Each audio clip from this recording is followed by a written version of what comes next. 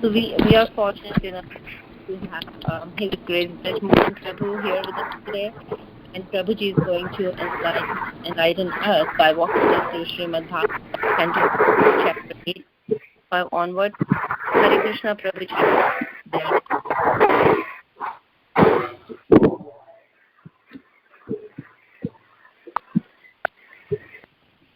Hare Krishna Mataji, Danot Pranam, all glories to Srila Prabhupada and Guru Maharaj. This is Anjana Gupta Devidasi.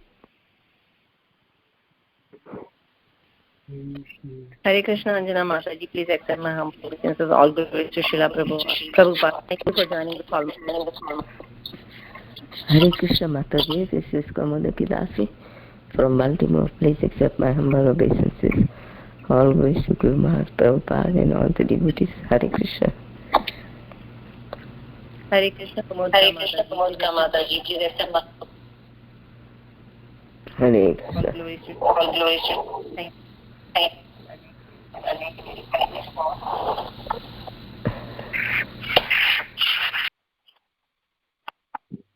Hare Krishna, Prabhuji, are you there on the call?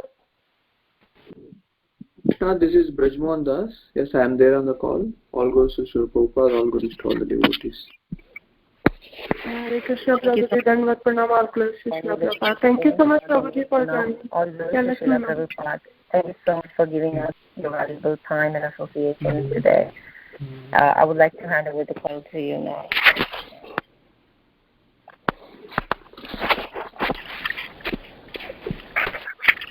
Hare Krishna.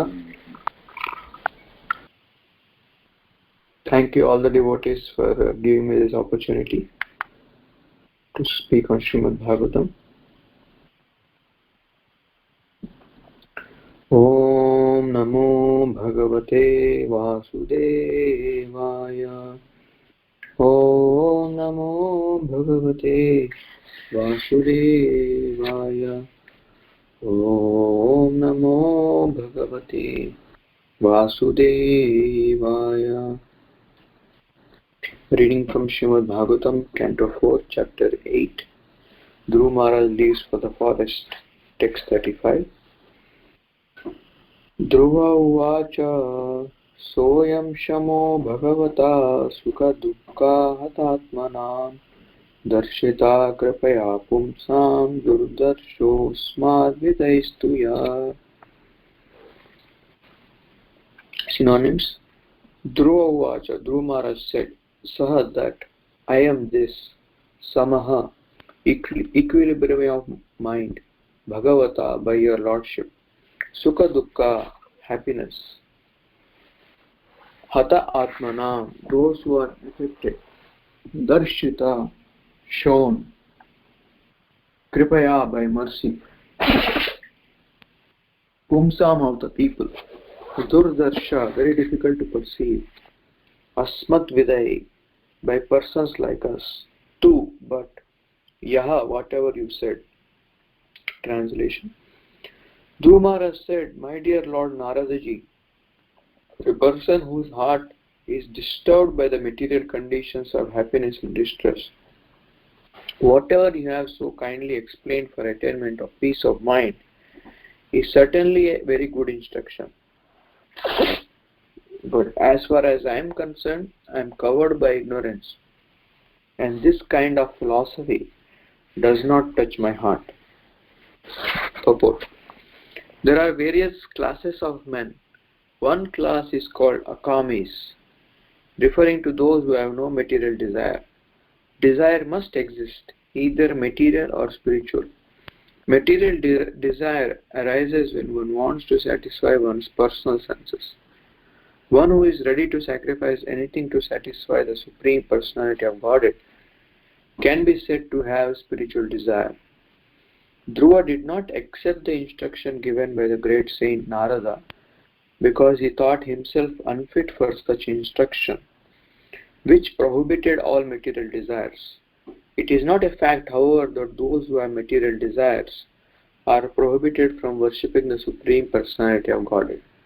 This is the essential instruction from the life of Dhruva. He frankly admitted that his heart was full of material desires. He was very much affected by the cruel words of his stepmother, whereas those who are spiritually advanced do not care about anyone's condemnation or adoration. In Bhagavad Gita, it is said that persons who are actually advanced in spiritual life do not care for the dual behavior of this material world. But Dhruva Maharaj frankly admitted that he was not beyond the affliction of material distress and happiness. He was confident that the instruction given by Narada was valuable, yet he could not accept it. The question raised here is whether or not a person afflicted by material desires is fit to worship the Supreme Personality of Godhead. The answer is that everyone is fit to worship Him. Even if one has many material desires to fulfill, he should take to Krishna consciousness and worship the Supreme Lord Krishna, who is so merciful that He fulfills everyone's desires. Through this narration, it will become very clear that no one is barred from worshipping the Supreme Personality of Godhead, even if one has many material desires. Om Ajnanatimirandhasya Jnananjana Shalakaya Chakshurunmilitam Yena Tasmai Shri Gurave Namaha. Shri Chaitanya Manobhishtam Sthapitam Yena Bhutale Swayam Rupa Kadamayam Dadati Swapadantikam Vandeham Shri Guru Shri Yuta Padakamalam Shri Gurun Vaishnavanscha Shri Rupam Sagrajatam Sahagana Raghunathanvitam Tam Sajivam Sadvaitam Savadutam Parijana Sahitam Krishna Chaitanya Devam Shri Radha Krishna Padan Sahagana Lalita Shri Vishakhanvitamsha He Krishna Karuna Sindhu Dinabandhu Jagatpate Gopesha Gopika Kanta Radha Kanta Namostute Tapta Kanchana Gaurangi Radhe Vrindavaneshwari Vrishabhanu Sute Devi Pranamami Hari Priye Vancha Kalpatarubhyascha Kripa Sindhubhyeva cha Patitanam Pavanebhyo Vaishnavebhyo Namo Namaha. Sri Krishna Chaitanya Prabhu Nityananda Shri Advaita Gadadhar Shivasadi Gaura Bhaktavrinda. Hare Krishna Krishna Krishna Hare Hare Hare Rama Rama Rama Hare Hare. Translation again. Dhruva Maharaj said, My dear Lord Naradaji, for a person whose heart is disturbed by material conditions of happiness and distress, whatever you have so kindly explained for attainment of peace of mind is certainly a very good instruction. But as far as I am concerned, I am covered by ignorance, and this kind of philosophy does not touch my heart.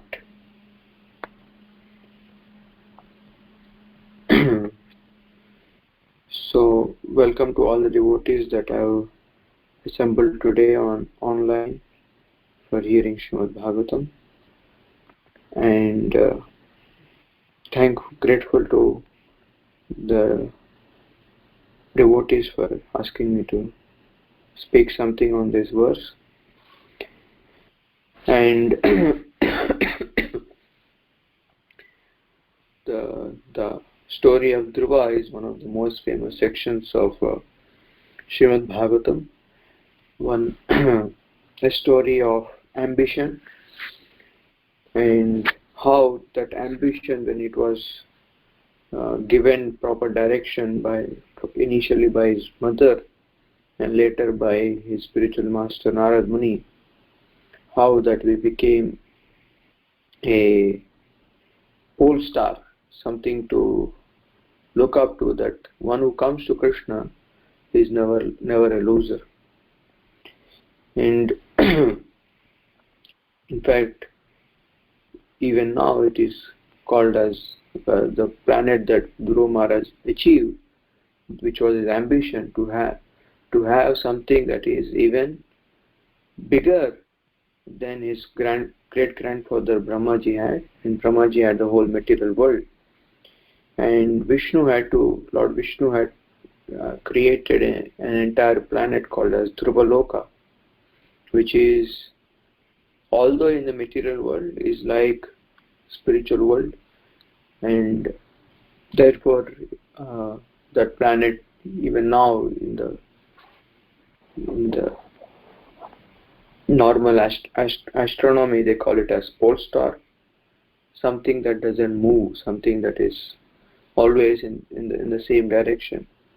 In fact, it is that pole star that helps all the people to navigate when there were no Google Maps.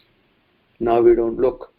Like just a few days back, I was reading Mahabharata, and this section of Pandavas being sent to the Varnavata, where they made a house that could be lit on fire, and within seconds they could be burnt. And when the Pandavas were informed by Vidura that there is some danger lurking in Varnavata, and please be careful. And Vidura, he could not give full explanation because he was also not clear what exactly was happening. But he gave an indication in the form of cryptic message, and he said that one who knows the soul will not be burned by fire, and one can know the path, one who is guided by the stars. And through Yudhishthir Maharaj and all of them, they heard this, said there's some message that Vidura wants to give, but he is not able to openly give us. And as soon as they go to the Varnavata, they find out that this house that they are living in is filled with combustible material, and it can burn up within seconds once fire touches it. And Purochana, who was the one who was taking care of them, he was always around.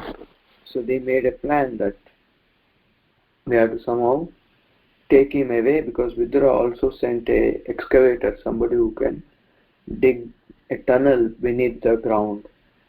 And if Purochana is around, then there is no way that engineer could be able to excavate the tunnel. So they kind of fake nature love for nature. Although they had great appreciation for nature, they were born in the Himalayas.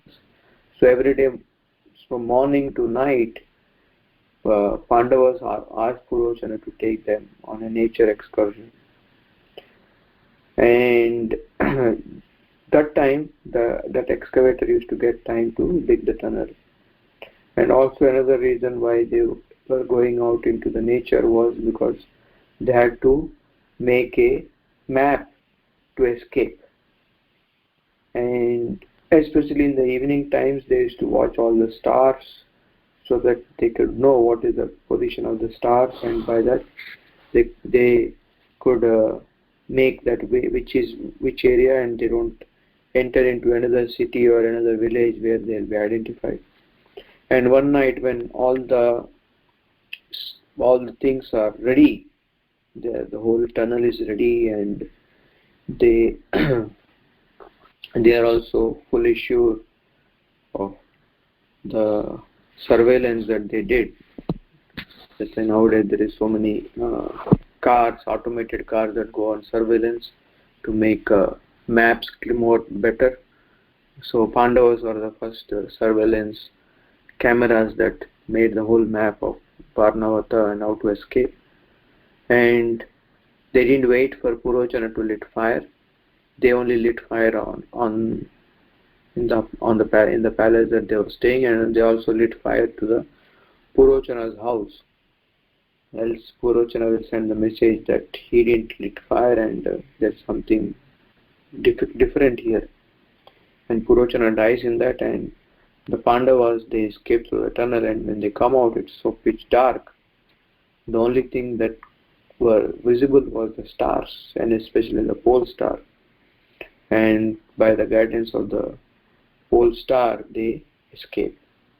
Just this last weekend, I was in Gita Nagari, and early morning I had to wake up.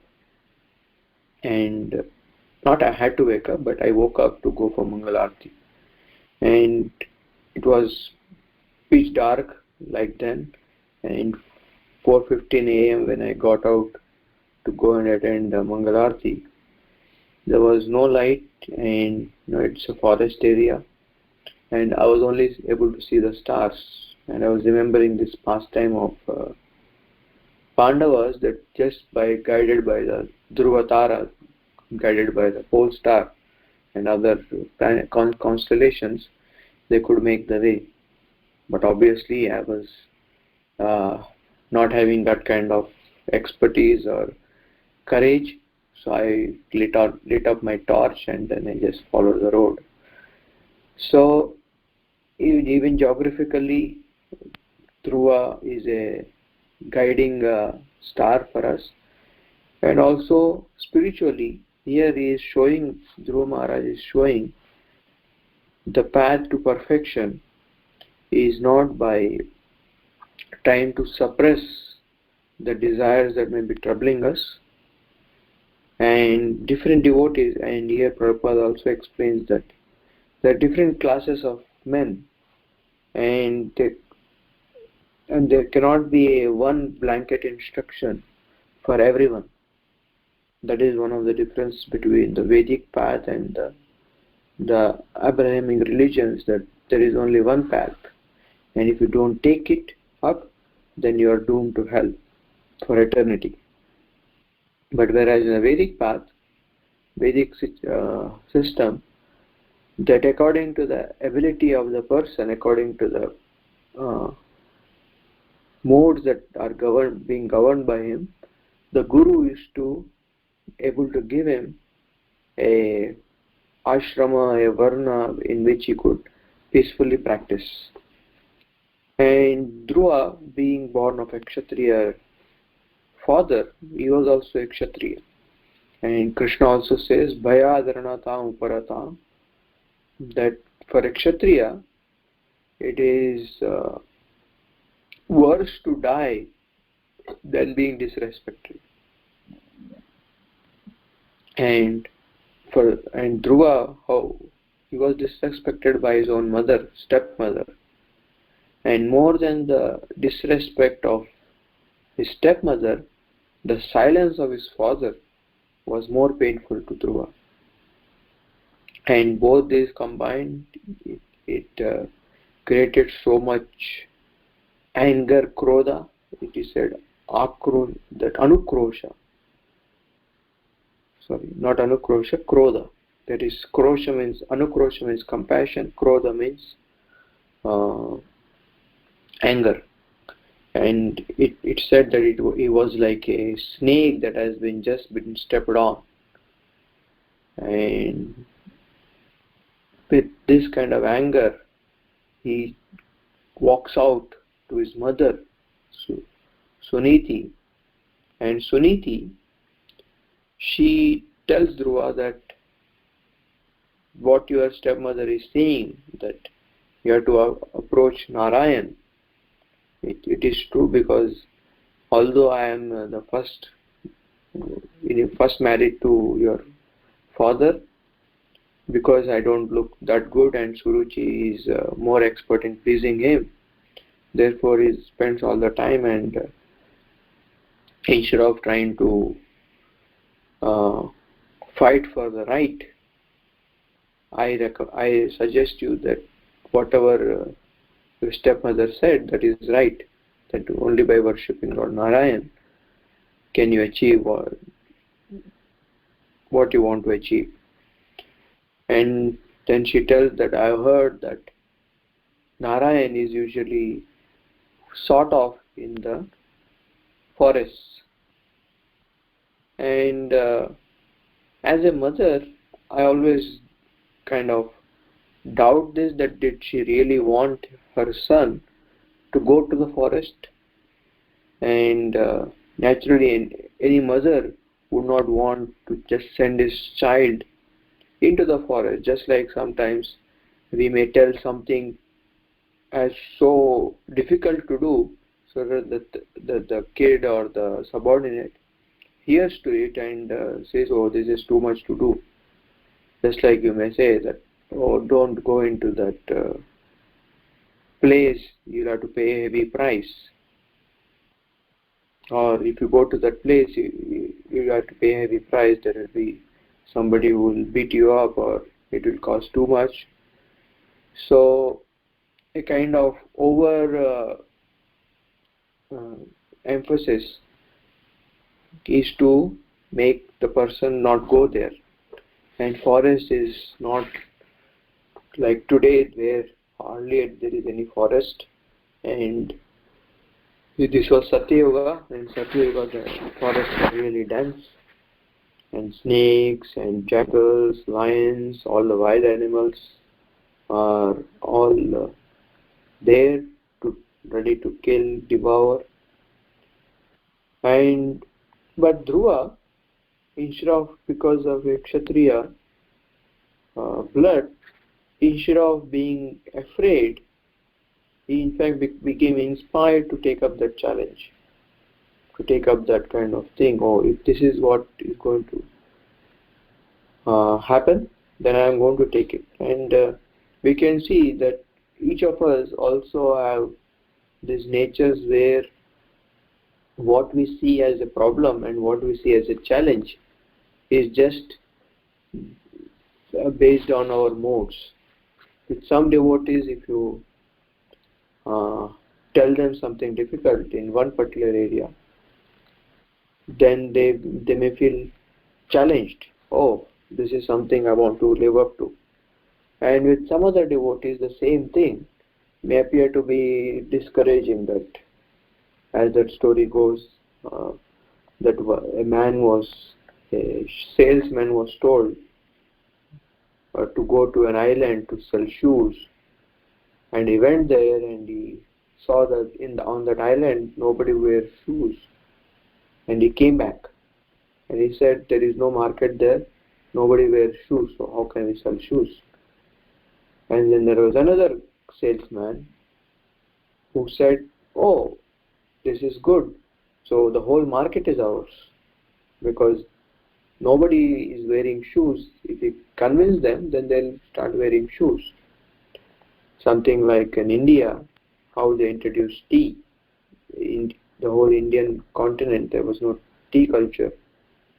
Now it is everywhere you go, the first thing that is offered.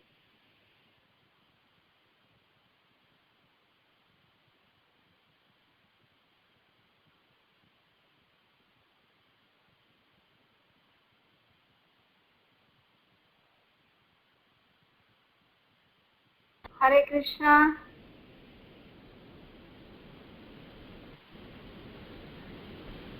What happened? We can't hear Prabhuji. Yeah. I don't know suddenly what happened.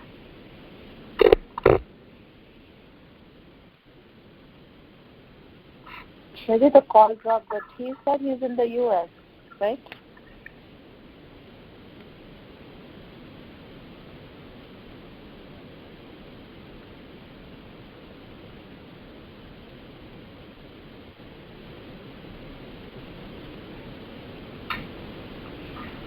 He's not even looking at his messages.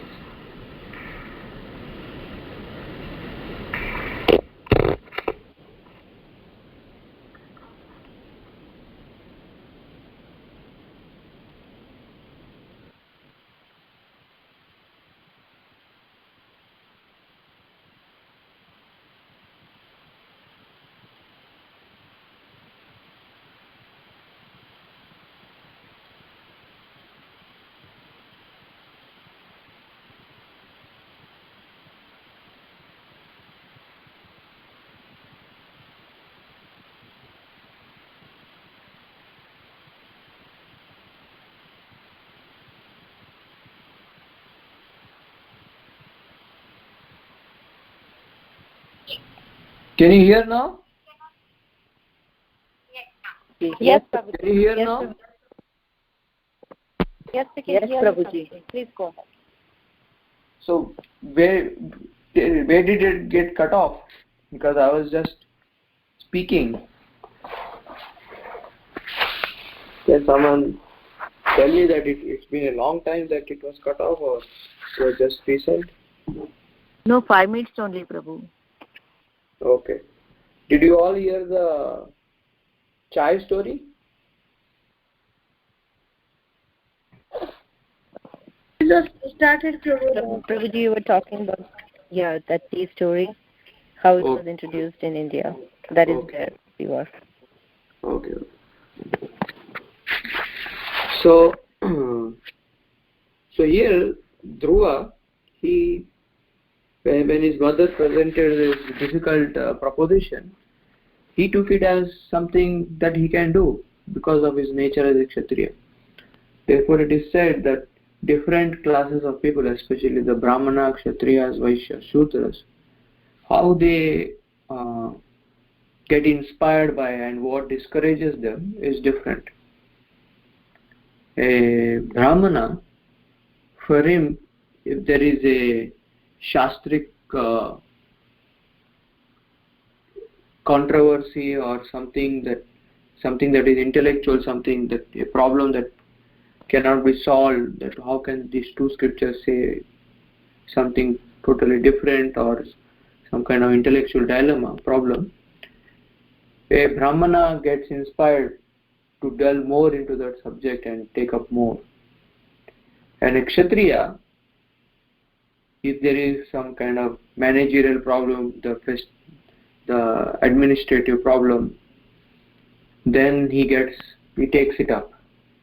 And Vaishya, for him, it is not just administrative or intellectual. For him, the problem has to be something with money.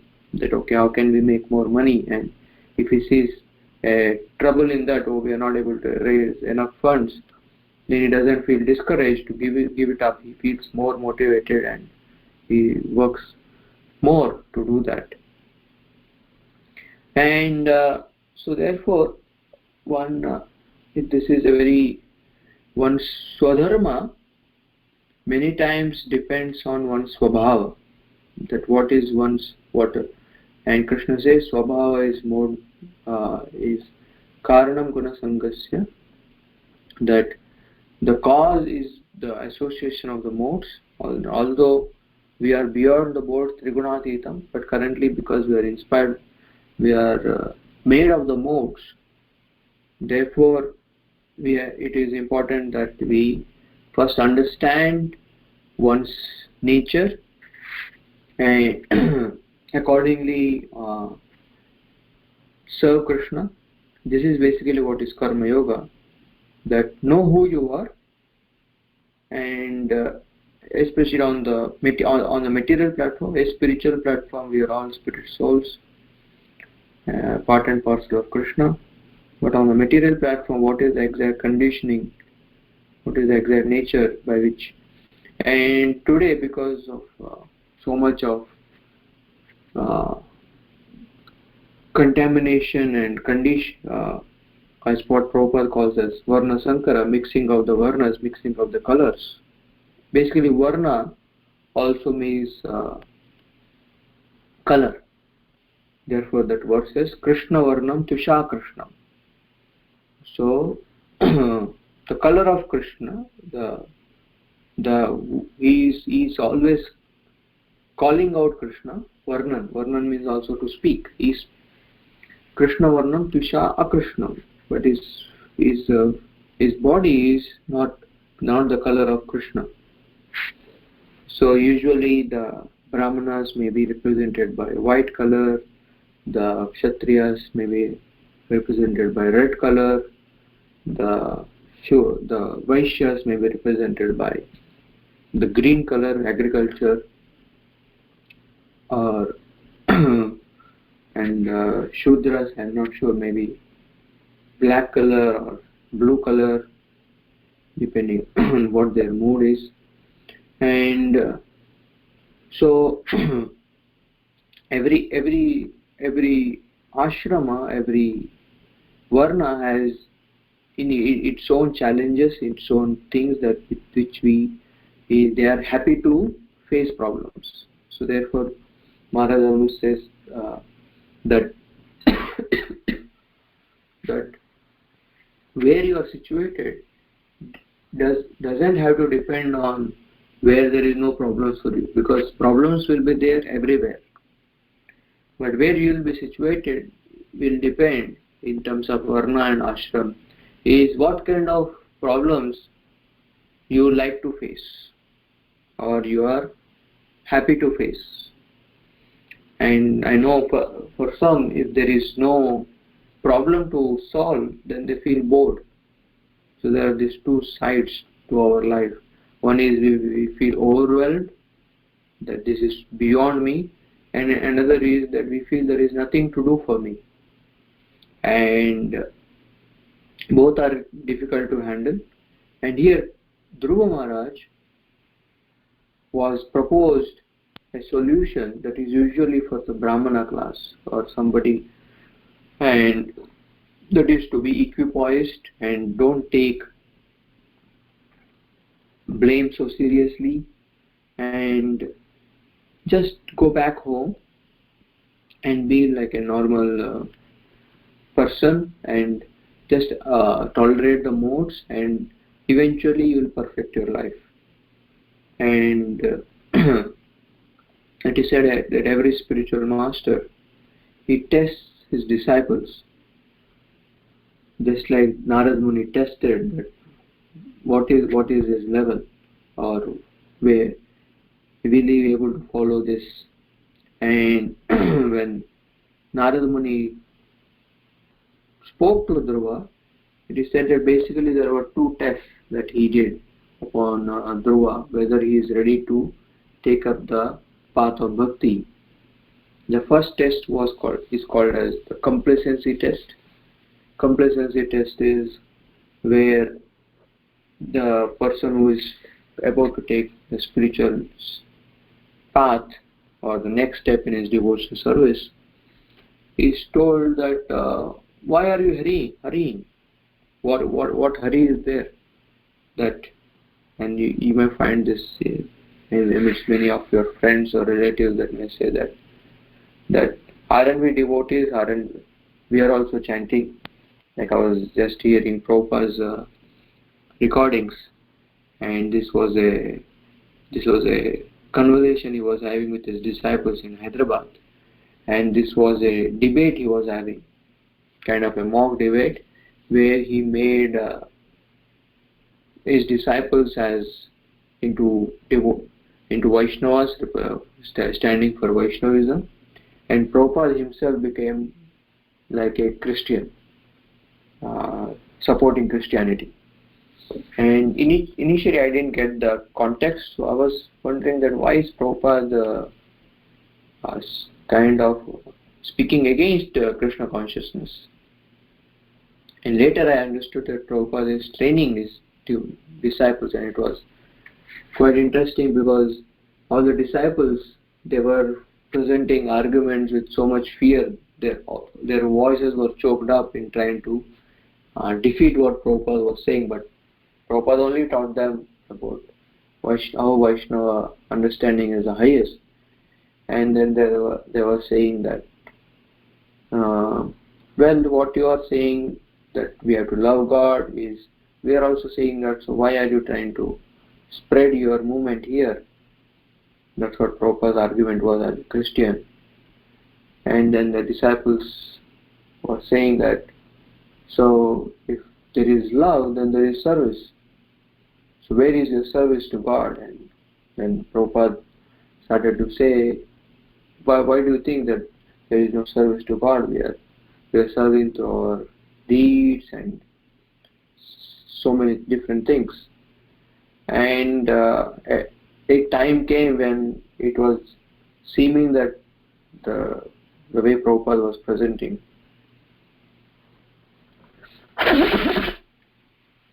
Christianity was so appealing that the disciples may actually take that up. But of course, obviously, he was making them more strong. So it is that difficulty that one faces, the dilemma, that makes one go deeper into his understanding, as we may always remain superficial. And there was one argument that Prabhupada's disciples gave, that one who loves his God, he spreads about his love to everyone, because love is contagious. So we want to glorify that person. So therefore we are spreading our movement everywhere. And then Prabhupada, taking the role of a Christian, he said, we are also doing that. We are also spreading our movement, Christianity everywhere. In fact, we have been very successful. We have churches on all the continents of the world. So this way, whatever arguments the devotees were giving for our Krishna consciousness as the best was being defeated, and I was remembering Lord Chaitanya, how he used to defeat the different scholars in Navadvip. As Nimai Pandit, he used to state one axiom or one truth from the Vedas, and then he used to tell them to defeat this, and they were not able to defeat, and he used to defeat, and they used to get convinced, and again he used to take the other side and again defeat that. And after Prabhupada gave this, then he understood that the disciples were not that clear enough that why we are propagating the Krishna consciousness movement. And then he takes to the proper Vaishnava side, and then he starts to say the real argument where we have to catch them is that if you are followers of Jesus, then why are you not following the commands of Jesus? Especially Prabhupada's famous thing that Jesus says, thou shalt not kill, and you are killing. Says you have to catch them here. And if you speak all this wishy-washy thing, then they're also expert in, but ground them. So usually when we try to preach to others or tell others that why we are taking up bhakti, then usually they also come over that we are also practicing bhakti, and we are also on the pious path. We do all the pujas. So what is their hurry? Why you have to stop going to this place, this one? So Narad Muni also said that why you are taking such extreme steps? Can't you just be normal, and a normal person can practice and sleep, and don't be in hurry. So this is called as complacency test, where your desires for devotional service, your desires to progress in devotional service, are hampered by either by your own laziness, or others or the society not taking that much kind of seriousness, and you kind of feel, oh, it is okay to compromise. Sometimes it happens with devotees that practice in say United States or anywhere else, where the place that they are in may seem to be, it is okay to do this once in a while, because nobody is watching it, and it seems to be that even devotees can engage in that and still be Krishna conscious. So you start to live a compromised devotional service instead of pure devotional service. There's a lot of compromises. Say, of course, I don't want to raise any particular instance. Say there is a whole chocolate thing, that can devotees eat chocolate or not, or then some come up, okay, this Maharaj eats, or this they eat, or recently there was this whole thing about mushrooms, that mushrooms are also can be taken, and someone was quoting some words, some shastra saying that how they can be taken. So one can always find a shloka, the different shlokas for different folks. If one wants to find a quotation for doing his whatever thing, he can always find something to justify. And Dhruva was told by Narad Muni, out of all who is practicing pure devotional service, that just be normal, just go back. And another test that Dhruva was put by Narad Muni was this is called as the failure test, the fear of failure test, that the path that you are taking up, Dhruva, to see the Supreme Lord is a very difficult path. In fact, many great yogis, they have been doing tapasya for thousands of years, and still they have not been able to see Vishnu. So what to speak of you? And therefore don't tread on this path, because this is a very difficult, and the rate of success is very low in this field. And sometimes when say someone has to take up some service, by being a temple president or joining ashram or anything, usually people say that this is a very difficult service to do, and usually you'll end up with blame. Somebody will blame you and put you down, and all the good things that you have done, nobody will acknowledge you, and you will be caught up with so many difficulties. So don't take it up. It is not recommended to take up pure devotional service without any fulfilling our own desires. And with fear of failure, that the control of mind is so difficult, better let it go. And this is also that mind may put up that this is too difficult, too tough, to not have any material desire, and only desire is to have Krishna in our heart. Like one devotee was explaining to me that Madhavanand Prabhu from Bombay, he was in two minds, that he didn't want to get married, nor did he want to join ashram. Well, many devotees now fall in that category. He was telling me 2 days back.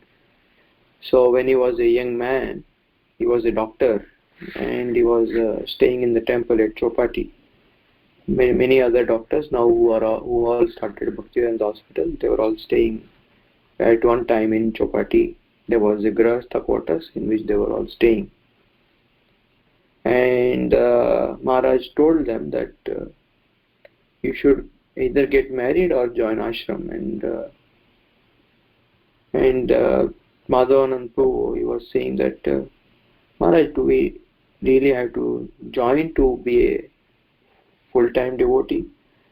I'm doing my doctorate, and in fact I'm helping so many devotees. I'm making some money which I'm giving to the temple anyway, and so I don't want to join either.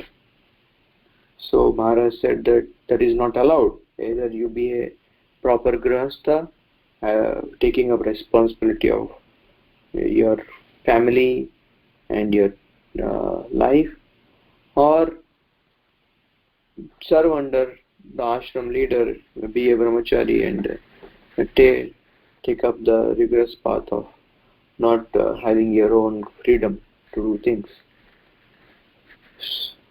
So Maharaj gave only these two options. So but Madhavanand still insisted that if I have to not join either of these two ashrams and just be single, at the same time advance in devotional service, is there a way to do that? And what do I have to do to be able to advance in devotional service at the same time not be part of any of these ashrams? And Maharaj said he said two things. That one is that there is nothing else in your life that you want except Krishna. So this was the first thing, that there is no other desire in your life that you want to fulfill other than pleasing Krishna.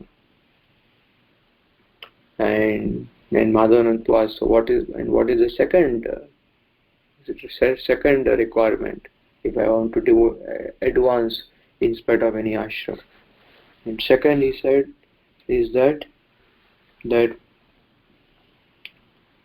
you should feel that I am the lowest of the men that or women, that I deserve nothing, and I offer all respects to all the devotees. That you expect no respect and offer all respect to others. You feel you are the lowest of the low. And when he heard this, that both these are too difficult to achieve, and let me actually take up the proper ashram in which I can practice devotion service according to my stature. So Narad Muni also gave this, that it is too difficult to, this fear test, that it is too difficult to achieve this, so better not practice it. Sometimes it's too difficult to chant 16 rounds, so better never attempt it. Or it is too difficult to chant attentive rounds, so better never do it. And Dhruva, one of the main important qualifications of Dhruva for being a proper disciple was that he was honest with his level. Because a patient, if he is not honest with his condition, the doctor will never be able to treat him. Same way, if the disciple is not honest with his guru about his condition, then the guru's instructions will never properly work. And we'll see in the subsequent verses how Dhruva Maharaj, he explains that why the instructions that he is giving him to practice a Brahmanal kind of equipoised life is not going to work. But he was not arrogantly presenting, but he was humbly presenting his condition. So I'll stop here and see if devotees have any questions, comments, anything to add about this verse. Hare Krishna Prabhuji, Dandavat Pranama, Varshya Srila Prabhupada. Very, very beautiful class, Prabhuji. Very nice explanation about Dhruva Maharaj going to forest. It's because he was Kshatriya and he would like to take challenges. So same way Srila Prabhupada came to US, make such a big challenge, did not know where to go and how to go. Yeah. But it looks like the same. Yes. Also his disciples, Srila Prabhupada gave them order, like, go that place and open the center. So they have to go and open the center. So they would like to go on adventures like that.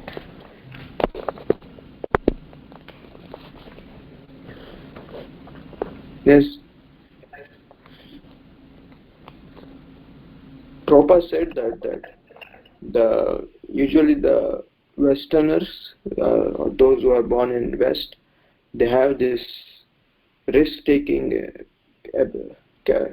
nature, and therefore it is Prabhupada utilized that nature of them, because you see they climb all these mountains, different things. So use that nature of the West to create avenues. And usually the Indian mindset is more of, don't take any risk, be stable, be stabilized in whatever you're doing. You want a stable job, stable family, all you look for is more stability. And whereas the Western is more about mobility. Okay, you have to move.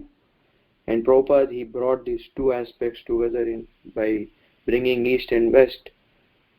Just like the blind man and the lame man, he formed this powerful combination whereby we are able to expand the family of devotees, and also able to, as far as possible, keep devotees happy and stable. So Thank you for connecting it to Prabhupada. Any other comments, questions you would have? Hare Krishna Prabhuji, Koti Koti Dandavat Pranam to your seva. Thank you very much. Such a nectarian class. Srila Prabhupada ki jai, Srila Gurudev ki jai. Dandavat Prabhuji. Hare Krishna Prabhu. Hare Krishna. Yeah, actually, I do have a couple of questions, but it's mainly to ask for repetition. When you were discussing the, let's say, okay, one thing is the colors, the colors that represent the different varnas. Yeah. So, would you mind repeating why, white represents Krishna, that's why it's for the Brahmanas, right? Yeah. Actually, white is Sattva. Usually, Sattva Guna is usually compared to yellow. Yellow, red, and green. Okay. So, we say, so is it yellow that represents the Brahmanas?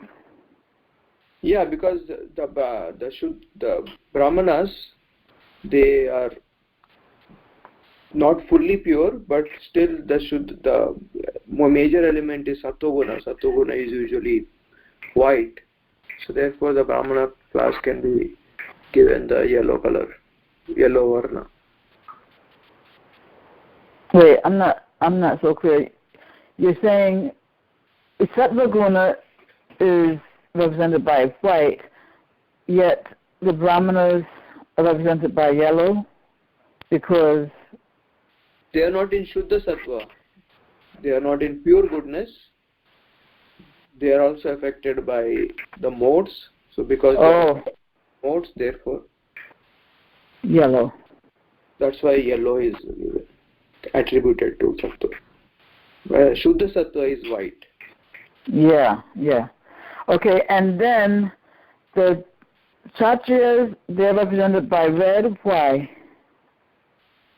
Because red represents creativity, adventure, like color of, like say, passion. Color of passion is usually red. Mm-hmm. That's why it's... Okay, and Vaishyas, they're green because they're involved in agriculture? Yeah. Productivity. Something to increase. Usually that's green. Okay, and Shudra is black because why? Shudra, I didn't say the black depends on... Shudra is basically anybody that doesn't fall into these three, or one who assists these three comes into Shudra. So, but many times it is the darker the modes of them are quite heavy. So therefore, the darker side, the dark colors are, or the black color. That's why I said black. Okay, you said just now that the Shudras, they don't, what did you say, that they're not included among the first three? What did you say about the three? The Shudra's main quality is loyalty. Is what? Oh, loyalty, His happiness comes from whether he is able to survive. Whereas Brahmana's happiness comes from whether he is able to decode and understand the Shastras. So, that if he is able, like say, struggle for existence, that's usually the kind of life that a Shudra mindset lives, that some do enough so that you are not bothered by the world. That's why Prabhupada said that most of the world today falls into Shudra category because struggle for existence is the name of the game. Either in job or anywhere, you just do enough so that you are not bothered. That's usually how a Shudra mindset operates. Their happiness is in avoiding suffering, basically. Yes, right? yes. Okay, how would you describe, so you said the happiness of the Brahmanas is being able to, realize Shastra and decode, or solve an intellectual problem. There is say there is a problem in maths or physics, and they are rattling their brains to solve that, and they like to get into those, like anything that requires a lot of analysis and thinking. So the Brahmanas, they love that challenge. Okay, and how would you describe the happiness of the Kshatriyas? The Kshatriyas, the more control they get, the more they feel they okay. So their whole is control and governance, that they want to manage and govern. So that is their main. Whether things are in my control, if things are not in your control, then you feel lost.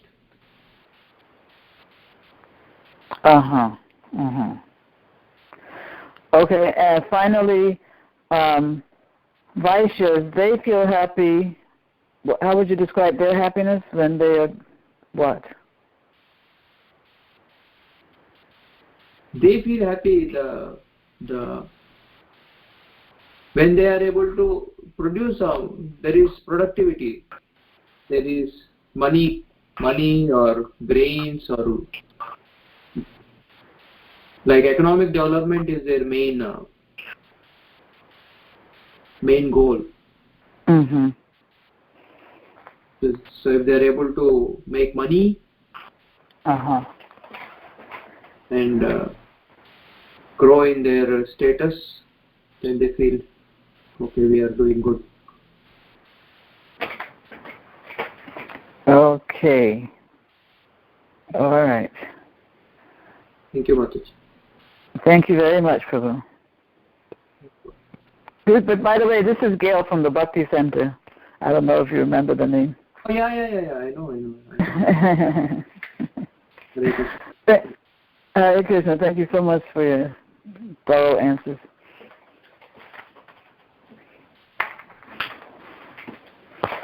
Hare Krishna Prabhuji, Danat Pranam and glories to Srila Prabhupada and Guru Maharaj. Thank you so much, Prabhuji, for very wonderful class. Prabhuji, I have one question. Can I ask Prabhu? Yeah. Prabhuji, I really like the point you mentioned. Sometimes we just compromise ourselves, means what it means to the devotional service, but the devotee is doing that. Means how we can overcome, because sometimes we really feel that is also okay. Means our determination sometimes go very down. We cannot be so fixed in surrounding. Sometimes this is also okay. You are telling some of the example also. When we are surrounded by the devotees, because sometimes what happen when we come in devotional service, different way we come just for a peace, or some really want to progress in devotional service, some just want for peace, or some for material desire. But in this so many surrounding devotee, we also feel if we really like to progress in spiritual life, but same time the determination is very difficult to get. Means now we also feel that is other devotees doing that. Why? Means how we can overcome, Prabhu?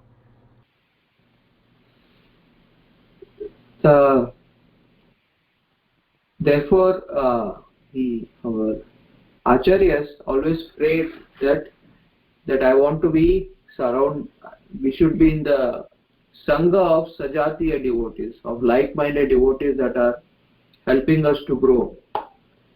Bhagavad, like the Vedas, they are like a mall. What you desire, that's what you get. So in devotees also, in each devotee there will be a sincere side and there will be a compromise side. And it's up to us how we can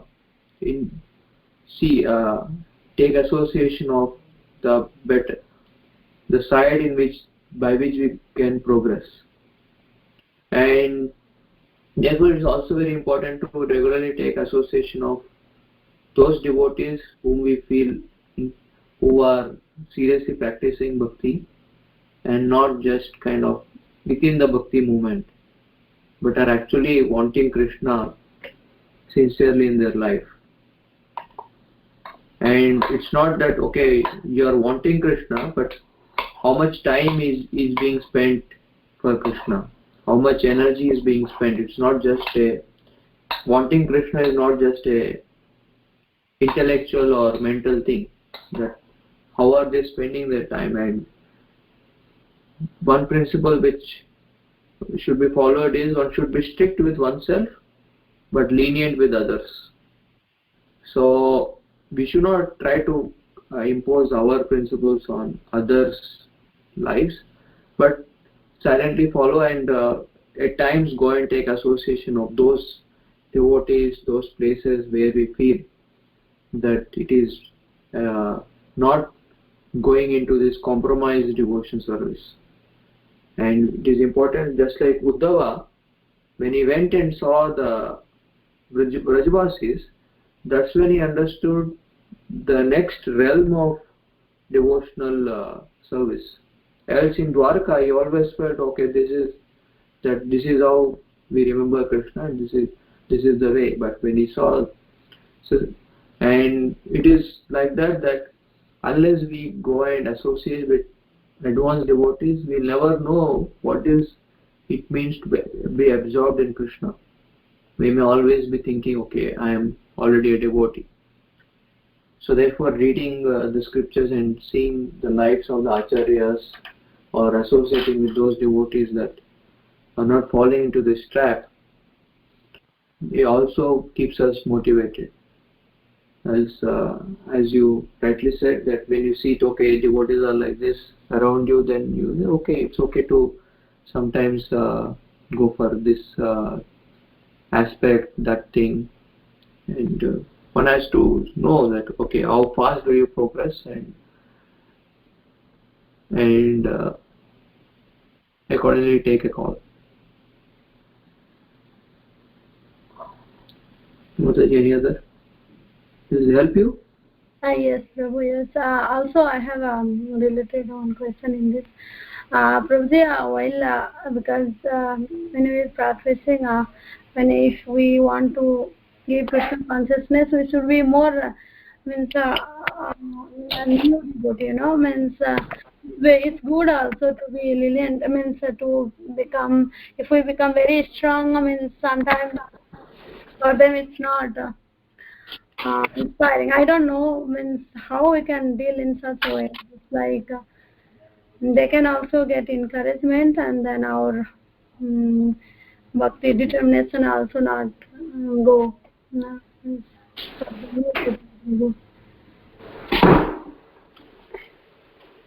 Yeah, one has to pray to Krishna to give one the intelligence to know when to push and when to not push whoever is a close one. You have to invest before you can instruct. So if you really want to help somebody, then one has to become their well-wishing friend, and one has to feel, that person has to feel that. And then when one tries to help, so therefore help may want to be given, but not everybody takes the help from everyone. So first become the friend in ways that won't kind of affect you, and then also and in each situation one needs some kind of guidance. If we are not able to figure this out, then we should consult with some other devotee that might have gone through this kind of situation, and he may help us, she may help us.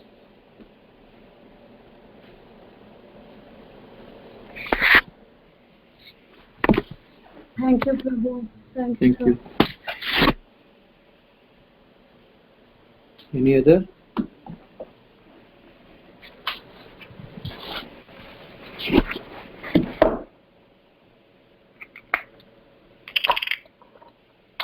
If there are no more questions for the Prabhu, we can end this call.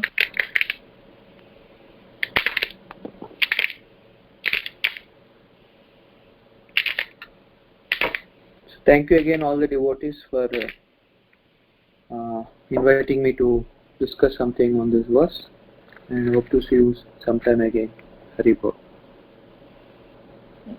Thank you so much, Prabhuji, for such a wonderful session today, and we are very, very grateful for you.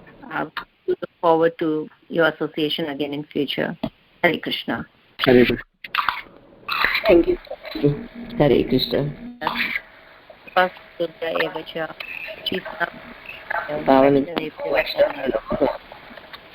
Krishna. May our obeisances to all the Vaishnavas, Vancha Kalpatarubhyasya, Kripa Sindhubhyasya, Patitanam Pavanebhyo, Vaishnavebhyo, Namo Namah, Ananta Koti Vaishnavvrinda ki Jai.